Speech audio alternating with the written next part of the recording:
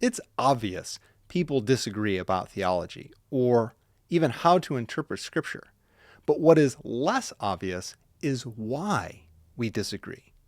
What are those reasons or mechanisms that lead to that disagreement? If you've ever been in the middle of a theological debate, it can be difficult to assess what is causing the dispute, let alone how to productively move forward. Without some form of analysis, the disagreement is just going to devolve. That's why I've found this book helpful. The book is When Doctrine Divides the People of God, an Evangelical Approach to Theological Diversity by Rhyne Putman. It's published by Crossway in 2020 and is 314 pages. This book is a helpful guide for thinking through the causes of theological disagreements in the church, and it helps to chart a course toward understanding and having productive relationships. If you're looking for a resource that will explain the factors that may contribute to these debates and tensions and how to move forward, this is a book definitely worth your time. I'm going to give an overview of the book along with some pros and cons I see in the book. I'm J.C. Schroeder, and this is Bite Size Seminary. Putman's emphasis in the book is on theological and scriptural disagreements. There is some natural overlap with other disagreements that we have, say cultural or political, but that's not the focus in this book. That's probably another book that we need. In this discussion on disagreement, he wants to celebrate, quote, both doctrine and difference, end quote. He limits his scope to fellow evangelicals with, quote, common convictions about the sufficiency, clarity, and inerrancy of Scripture, end quote. Putman describes in the acknowledgement at the end of the book that the book is for the wider group of evangelicals, but it began as something for his home denomination, the Southern Baptist Convention. I'll mention this later, but I think this comes out in some ways throughout the book. The book is divided into two sections. Part 1, why we disagree about doctrine, and then part 2 about what we should do about doctrinal disagreement. The first part about the reasons for disagreement is a bit longer than the second section on what to do with that disagreement. In this first section, he gives 5 reasons in 5 chapters for the mechanisms for theological disagreement. Putman pulls from several different disciplines, giving helpful introductions, and then highlights how they shape our disagreements. He explains these well with many helpful examples, with an eye always to applying this to the area of disagreement. And I think this section is a real gem and real helpful section of the book. The first 2 chapters deal more so with hermeneutics, or the rules of interpretation. He shows how our approach coincides with our view of Scripture, as well as how we employ or even fail to employ those rules. If you've ever taken a hermeneutics class before, a lot of this material would be familiar to you, but it can be a helpful refresher that our basic approach to the text can lead to some of our disagreements.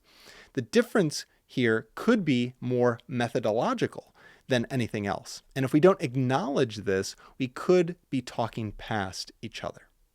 He also discusses the role of logic and reasoning in chapter 3. He distinguishes between deduction, induction, and abduction. And we may follow one mode of reasoning, one of those, while our partner is following another. This again causes for further misunderstanding and disagreement. For whatever reason, when we start to talk about logic, my brain just kind of melts. But Putman, I found, gives a helpful and easy to read starter here for us. Very, very helpful even for a nincompoop like me. He also recognizes and explains the role our emotions play in our debates with chapter 4. By this, he's not talking about like me getting angry with a person. I can't believe you said that. But the role that my emotions play in the theological choices I make. We would like to think, and I would like to think, that we look at all the data and we're super rational individuals. And then we come to a firm, clear decision that we can hold with courage and conviction. But Putman notes that we, quote, feel around our world before we reason about it, end quote. This is part of our humanity, and it needs to be recognized.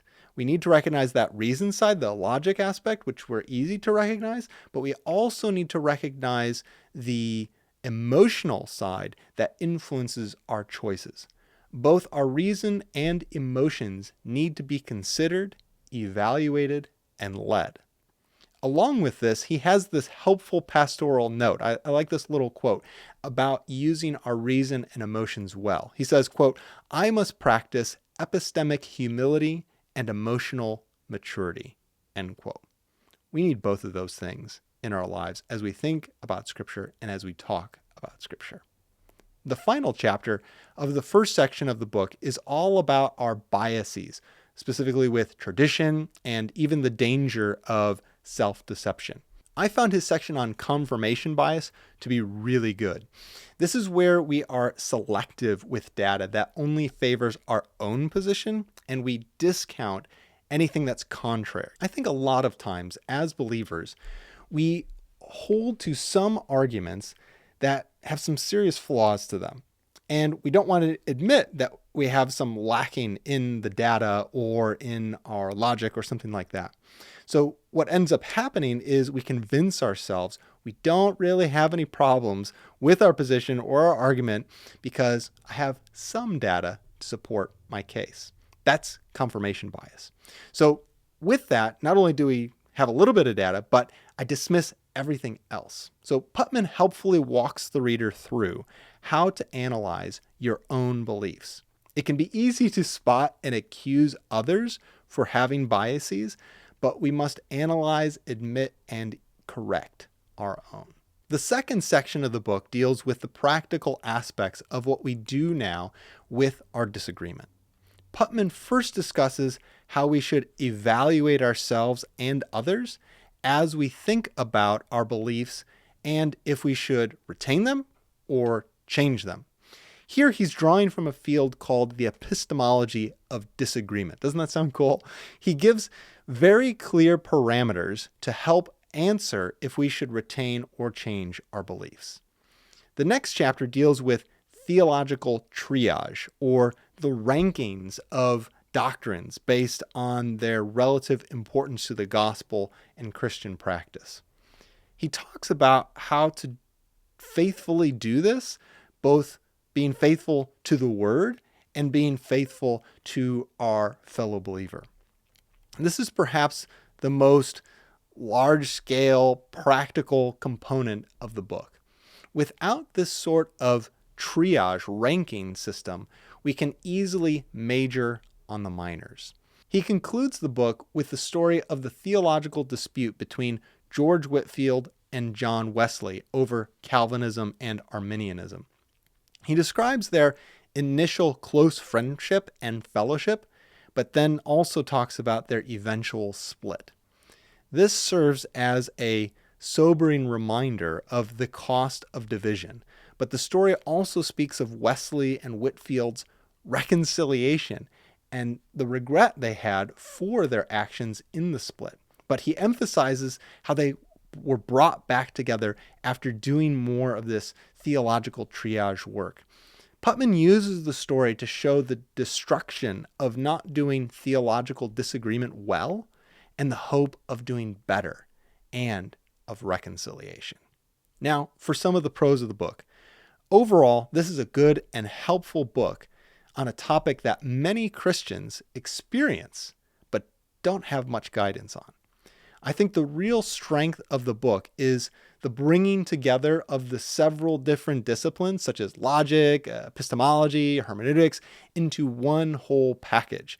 It is clearly written, and it has a pastoral heart. That's the thing I like about Putman in this book, and I really appreciate about him. There's many things, but he doesn't just speak in an academic way or just speak of academic things. His goal is to bring unity in the church, to have conviction and to have courage, but also compassion and unity among the church. That's this real heart, and that comes through in the book, and that's a huge pro for this book. Putman does not lose the end goal for the immediate task. He's not just like so nitpicky on this one particular issue that he loses where this is going in the overall discussion. He grounds the discussion in helpful examples as well. So you can see how this might play out in real life. Now, I do have two cons, but they don't take away from the book's benefits overall. The first thing is length. Putman gives quite a bit of breadth with many examples. I wonder, though, if the people who would need this book the most won't have the time to read it all. Like when you're in a theological debate, you might want something a bit shorter. And you can always read selectively or skim as needed. But I think it is a little bit long, especially if you're in kind of a crisis mode. The second thing I'll mention is a slight nitpick, maybe. The book has a narrower theological focus. As I mentioned earlier, Putman is writing to the broader camp of evangelicals and our in-house debates.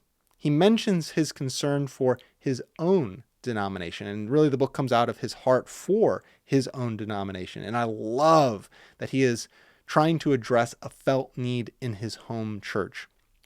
But I did find myself wanting a little bit more direction or discussion with disagreeing with those that are less like me. So I think maybe that is just one area that could have been broadened a little bit, of how do I disagree with people that I have less shared value with, perhaps. Overall, this is a helpful and needed book for the church today. If you're trying to understand why believers disagree and how we can positively move forward, this book is definitely worth your time. All right, that's all I've got. If you're interested in more book reviews, check out the playlist on the screen now. May the Lord bless you, and thanks for your time.